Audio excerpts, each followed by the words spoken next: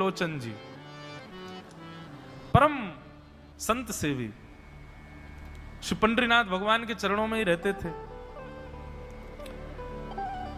पति पत्नी दोनों निवास करते थे, उनके कोई संतान नहीं थी, तो इसलिए उन्होंने जीवन भर क्या नियम अपनाया कि जो भी धन आदि उनके पास था, जो भी वैभव था, उन्होंने वो पंढरपुर आने वाले वैष्णवों की सेवा में खर्च करने का उसका मन बनाया कि यहां इतने दर्शनार्थी आते हैं, सबका भोजन प्रसादी सामग्री हमारे घर में बना करेगी।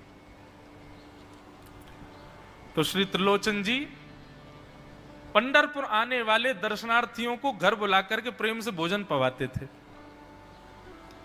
और जितने भी दर्शनार्थी दर्शन करके पंढरपुर से जाते थे वो अन्य संतों को कह देते, बोले कहां जा रहे हो? बोले पंढरपुर जा रहे हैं। बोले भैया पंढरपुर जा रहे हो तो त्रिलोचन जी के यहां जाना, उनके यहां भोजन प्रसादी बहुत बढ़िया संतों के अनुकूल बनाते हैं। बड़ी ख्याति हो गई महाराज जी, अब तो जितनी भीड़ पंढरपुर विठल मंदिर में उतनी भीड़ त्रिलोचन जी के घर के बाहर संतों की, दर्शनार्थियों की, सब प्रसाद पाने के लिए जाते। त्रिलोचन जी और उनकी पत्नी बड़े प्रसन्न कि इतनी संतों की सेवा हम कर पा रहे हैं, ये हमारा सौभाग्य है। धीरे धीरे दोनों वृद्ध अवस्था को प्राप्त हो गए। दोनों वृद्ध हो गए तो अब इतनी सामग्री बना नहीं पाते, कोई सेवक नहीं था, स्वयं बनाते थे पति पत्नी मिलकर के। अब तो ऐसा हो जाता, कभी कभी दाल लग जाती, जल जाती, रोटियां सेकते तो रोटियां जल जाती। वृद्ध अवस्था, थक भी गए थे बहुत ज्यादा, तो प्रसाद पवाते तो थे, संत जन बेचारे प्रेम से स्वीकार तो करते, पर अब स्वाद नहीं होता था तो बेचारे जैसा था उसको पाते, थोड़ा बहुत पा करके चले जाते। धीरे धीरे संतों का आगमन अब कम होने लगा। त्रिलोचन जी इस बात से बड़े परेशान हो गए, बोले भैया संत हमारे घर से आना बंद हो गए, हम क्या करें? तो श्री त्रिलोचन जी महाराज ने बाहर एक बड़ा सा कुछ होर्डिंग जैसा लगा दिया, उस पर लिख दिया कि अंदर कोई संत सेवा आदि के लिए एक सेवक की आवश्यकता है, अगर किसी के अंदर सेवा भाव हो तो वो आकर के भीतर संपर्क करे। सेवा, ब्रजवासी सेवा, गौ सेवा, इन सब सेवाओं के प्रकल्प में यदि आप सेवक की कामना करोगे तो कहीं ना कहीं किसी ना किसी रूप में ठाकुर जी आएंगे सेवा के लिए।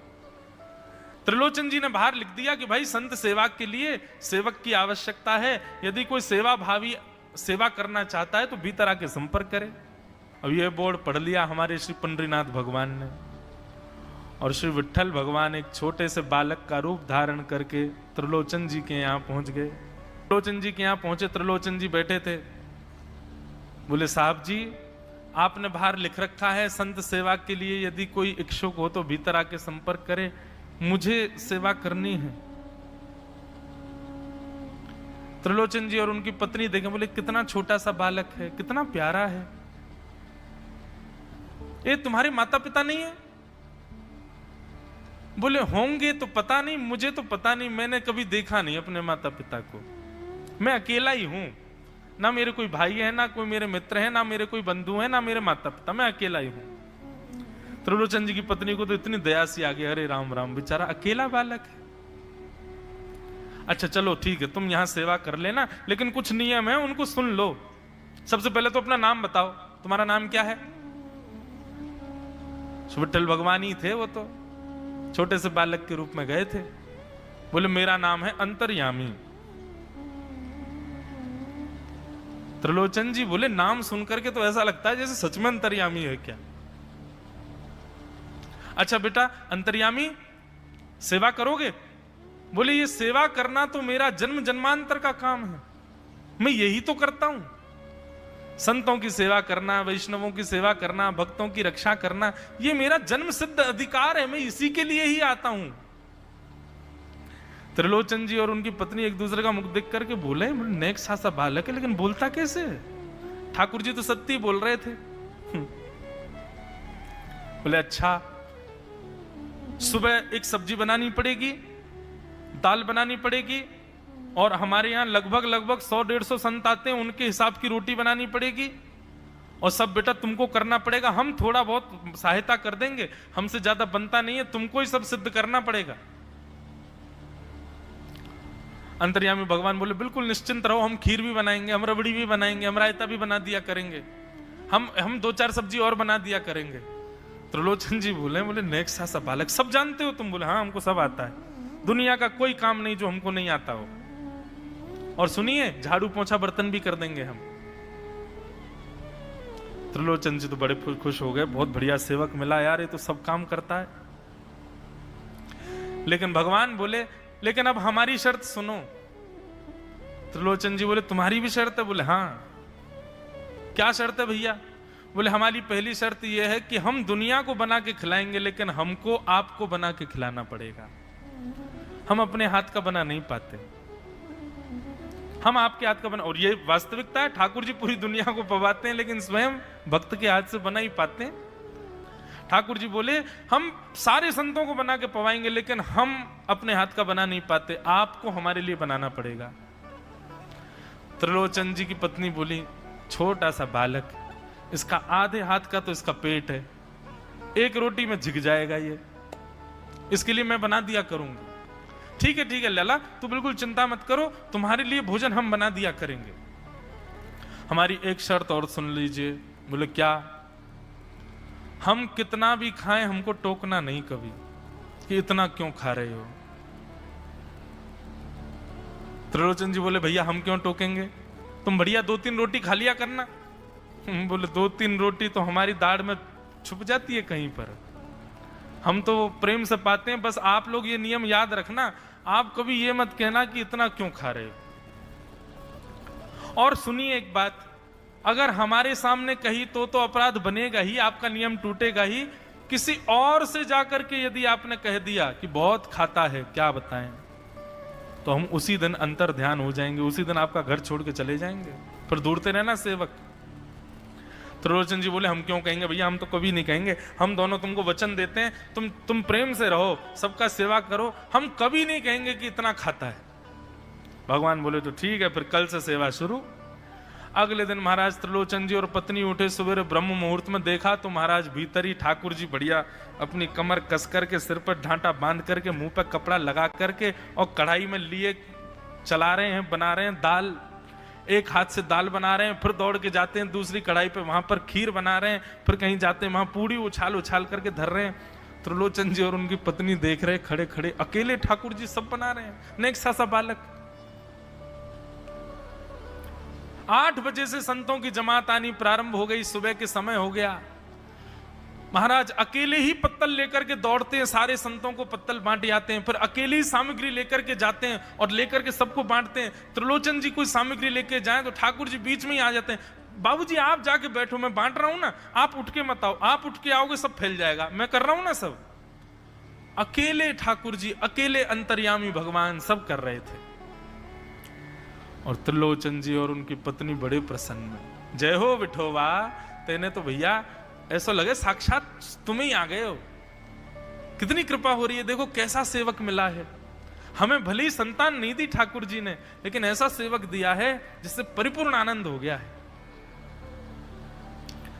संतों की भोजन प्रसादी हुई, महाराज खूब प्रेम से सब संतों को पवाया। संत भी सब वाहवाही करके गए, बोले वाह त्रिलोचन जी आपके यहां खूब बार पाया, लेकिन आज जैसा प्रसादी हमने कभी नहीं पाई। त्रिलोचन जी बड़े प्रसन्न। सब संत चले गए, भगवान तुरंत पोंछा लिया है, पूरे फर्श को मार्जन कर दिया, सब बिल्कुल सारी दरी वरी समेट करके रख दी, सब पत्तल आदि सबको व्यवस्थित कराए, सारे बर्तन मांज करके धर दिए, सब बिल्कुल व्यवस्थित करके और आकर के ठाकुर जी सामने बैठ गए। मैया अब सेवा हमारी तो पूर्ण हो गई, अब हमारी पेट पूजा करो, अब आप लगो रसोई में, हमारे लिए बनाओ। वो तो इतने भाव में आ गए, अरे मेरे लाला मैं अभी बना के लाती हूं। सुंदर सुंदर सब्जी बनाई, सुंदर रोटी बनाई, सुंदर खीर बनाई, थोड़ी थोड़ी एक एक दोना, 2-2 दोना मान लो सब्जी बनाई, 2-2 दोना खीर बना दी, 10-5 पूड़ी बना दी। ठाकुर जी की बढ़िया थाली लगाई, थाली लगा करके सामने धर दी। अंतर्यामी भगवान बैठ गए,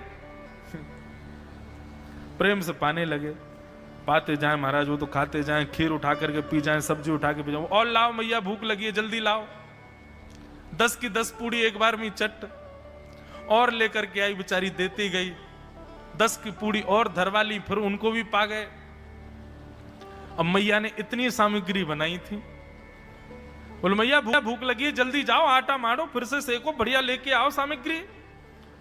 आपसे हमने कही थी कि आपको हमको पवाना पड़ेगा। नहीं नहीं नहीं बेटा, तू बिल्कुल बैठो रे। अरे भैया मुझे तो लगी नेक्स्ट सो पेटया कोई तो कुआ है पूरा, कितना डाल दो भरे कोई ना।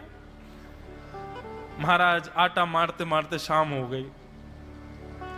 शाम तक ठाकुर जी पाते ही रहे और खूब पेट भर के पाया। महाराज एक आसन पर अखंड 4 घंटा बैठ करके भोजन किया और भोजन करने के बाद ठाकुर जी बोले ठीक है सेठ जी, अब आओ लाओ तेल ले आओ, आपकी नक मालिश कर दूं, आपकी नक सेवा कर दूं, आप थक गए होंगे। त्रिलोचन में नहीं नहीं इसकी नहीं नहीं क्यों नहीं है, तेल लेकर के उनकी मालिश भी कर दें।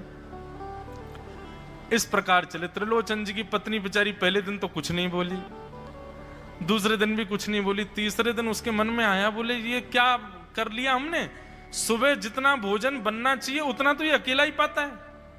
सुबह संतों का ये बना देता, पर शाम को इसके लिए जितना बनता वो संतों के बराबर ही बैठता है पूरा। त्रिलोचन जी कहते नहीं नहीं तुमको याद नहीं उसने कहा था कभी कहना नहीं है ऐसा। बोले हाँ नहीं नहीं मैं ध्यान रखूंगी, नहीं कहना है। लेकिन अंतर्यामी भगवान तो खूब प्रेम से घर के सारे काम कर रहे हैं उनके।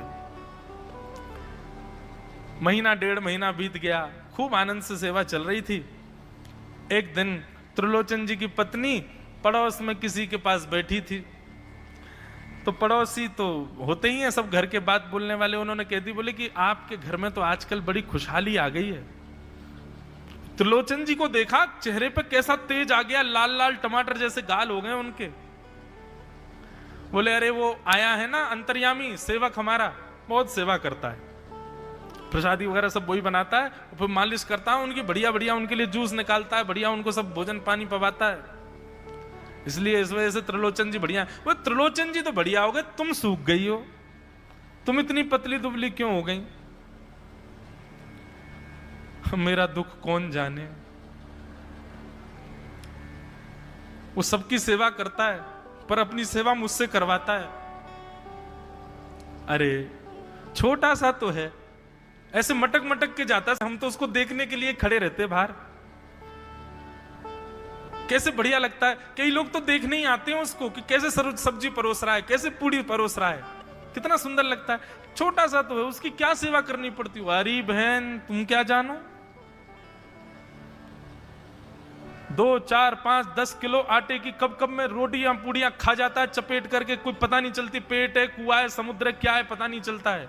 इतना खाता है इतना खाता है इतना खाता है। 4 घंटे की समाधि पर बैठता है एक साथ, थाली नहीं थाल लगाना पड़ता है उसके लिए, इतना खाता है। जैसे ही कहा इतना खाता है, ठाकुर जी अंतर ध्यान हो गए।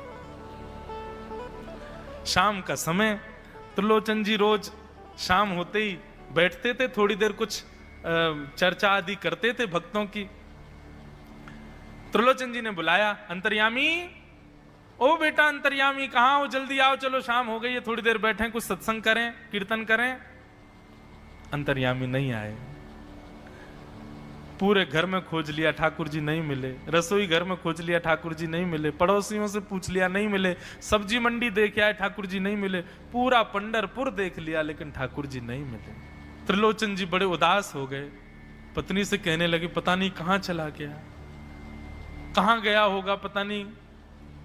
देवी तुमने उससे ये तो नहीं कह दिया था कि इतना क्यों खाती। बोले नहीं नहीं मैं तो कान पकड़ती हूं, मैं कभी नहीं कहती उससे।